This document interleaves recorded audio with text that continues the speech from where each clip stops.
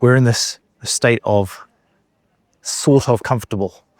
It's not really comfortable, but it's not that painful either. Loads of people say that they want to change, and then when it actually comes time to doing something different, they actually don't want it enough. They say they want to change, but they're not willing to make the sacrifice.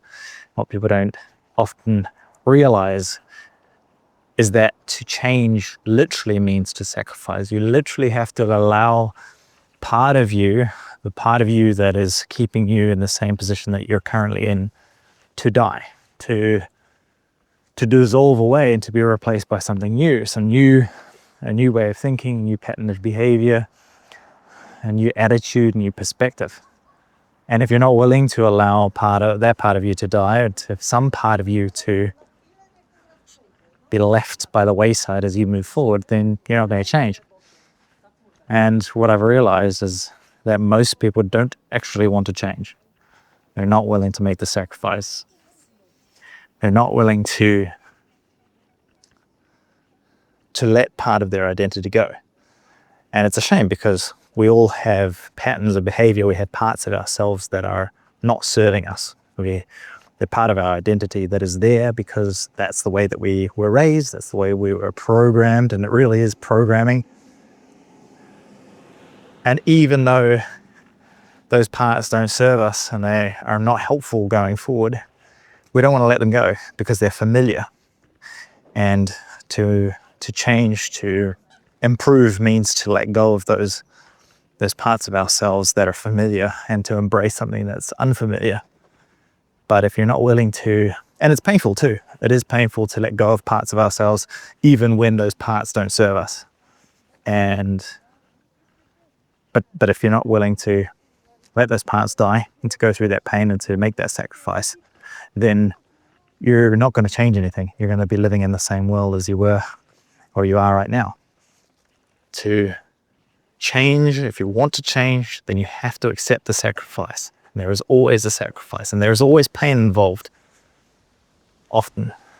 But the pain of changing, if done for the right reasons, will always be less in total pain than the pain of staying the way that you are long term. Challenge is that a lot of the time when it comes to the pain of change, we're in this state of sort of comfortable. It's not really comfortable, but it's not that painful either. Now, if you were to measure the amount of pain and discomfort that you're going to experience over the next 20 years or the entirety of your life, then it's going to be far more pain in total than the pain of change right now. But the pain that you would experience right now in order to change is going to feel a lot more acute because it's concentrated into a short period of time, to a rapid dissolution of you, or a part of you, of the self, and a reforming of what makes you, what constitutes your identity.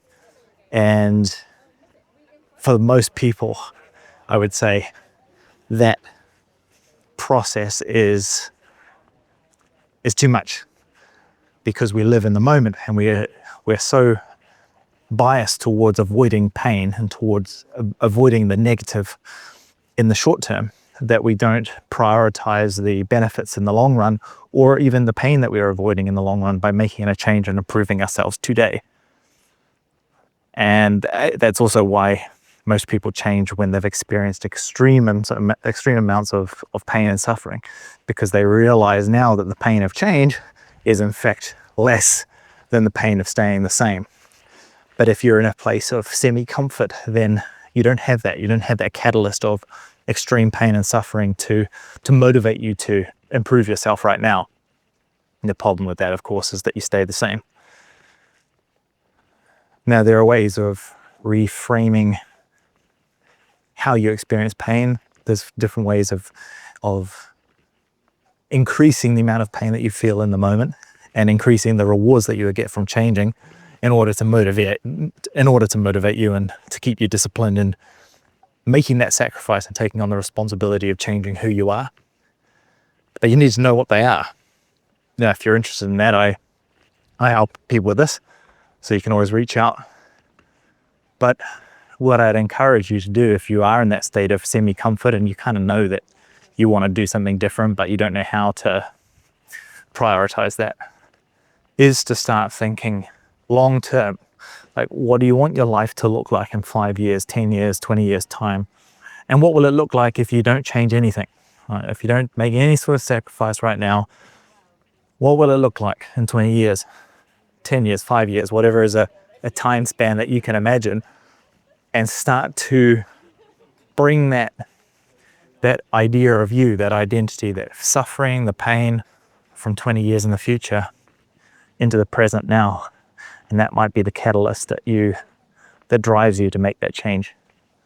But it's a mental exercise. But the great thing is that as human beings, we have this immense capability of imagining versions of ourselves that go off. This is literally the purpose of imagination, by the way, is to play through scenarios instead of acting out those scenarios and then potentially dying. You can play through and imagine different scenarios, see where they might lead you to, allow those ideas and those iterations of you to die instead of the real you.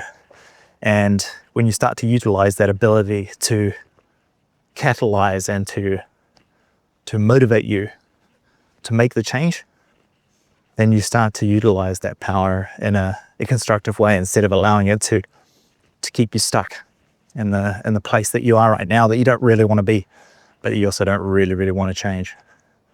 So give it a go. You might just find that there's a life on the other side of a bit of discomfort that's worth fighting for. Because I've been in that position before. I've been in a state where things were going all right, but I wasn't really happy. And the problem is that often when we don't make a change and we're in that state, over time things degenerate and things get slowly worse. But it's like the frog in the pot. The water levels rise so slowly, the temperature levels of the water rise so slowly that the frog doesn't notice that he's being cooked alive until it's too late. And you might just find that that's you right now. And if that is the case, then you're much better off making a change now than waiting until you're cooked. So yeah, give it some thought. If you need some help, hit me up. I'll be happy to point you in the right direction. All right, till next time, peace.